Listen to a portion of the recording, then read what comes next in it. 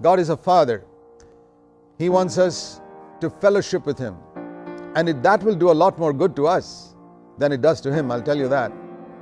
And in Matthew chapter 6, Jesus taught us about prayer very clearly.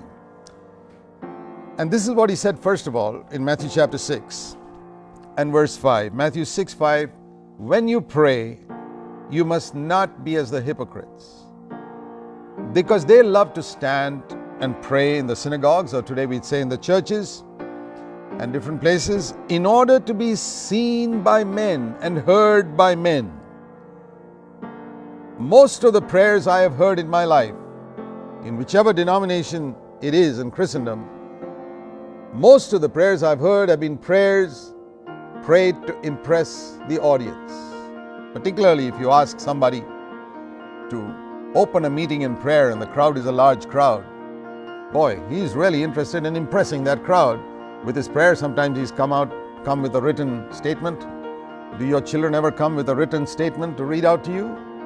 Don't be an actor when you pray. Don't act a part. You know, in a drama, an actor gets up and says certain things. He has rehearsed it and come there and he's rehearsed it many times, so the presentation is nice.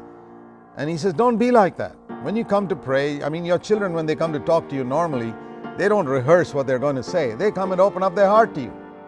That's exactly how you and I are supposed to pray to our Heavenly Father.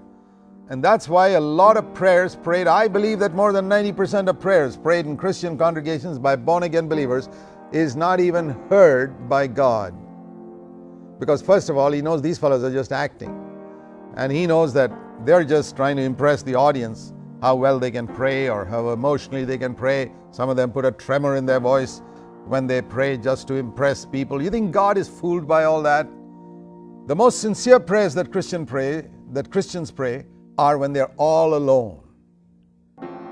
Even then, a lot of it could be formal, but the most likelihood of a sincere prayer is when you're all alone in your room, there's nobody around, and you're praying to God, then you pour out your heart to God. If you kneel beside your bed, the likelihood is your prayer is much more sincere than we're standing in public.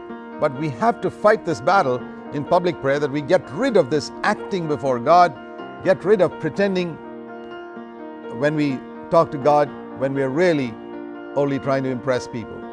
That should be our goal. So this is a very important statement. Don't ever pray to impress people.